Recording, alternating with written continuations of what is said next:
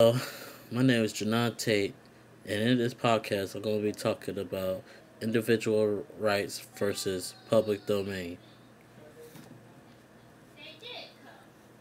Copyrights. Article 1 of the Constitution made it legal that made the law that we are able to protect our works. When an ideal or invention becomes real, it is copyrightable.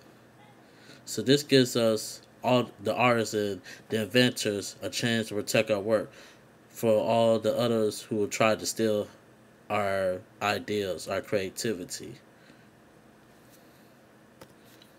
Public domain. One of the works that's in the public domain is this photograph of the flag. Now, this flag is considered in the public domain, so it is usable to be in, like I say, a project, or use it to your own advantage to when you're doing some type of work.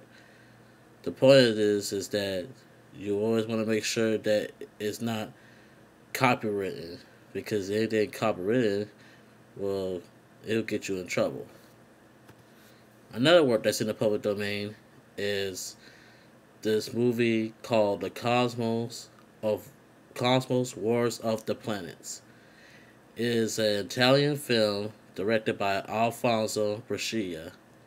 Released in 1977, it is considered a remake of the 1965 film Planet of the Vampires.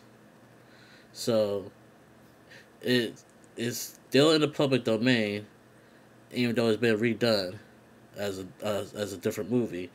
But say if people want to use, and one of the good things about using about this movie being in public domain is that, say people want to redo the movie to make it even look more better, like how they do it nowadays in the century. They special effects. They could remake this movie and not have a problem because it's in the public domain. Now, one of the copyrighted works is this painting right here that was done by this artist named Saka Messino. It's painted of a little girl who's surrounded by flowers in the picture.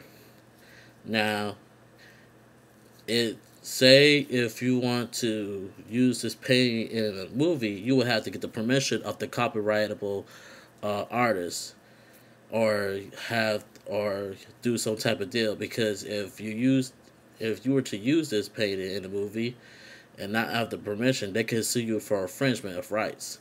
So it's always good to make sure you will have their permission if you want to use it in a movie scene, if in an art gallery or whatnot. So make sure to always to work some type of deal with copyright work. Another copyright work is this movie that was done called Sherlock Holmes: Hound of the Baskervilles.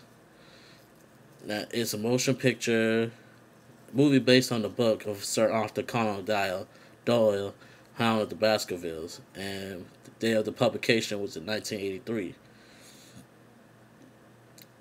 This movie is based on the book, but it's also copyrightable. So, if the people film directors or producers wanted to redo the movie, they would have to get permission from the owner of the copyrighted work so they can redo the movie. Here are my references. I hope you enjoyed this podcast. Thank you.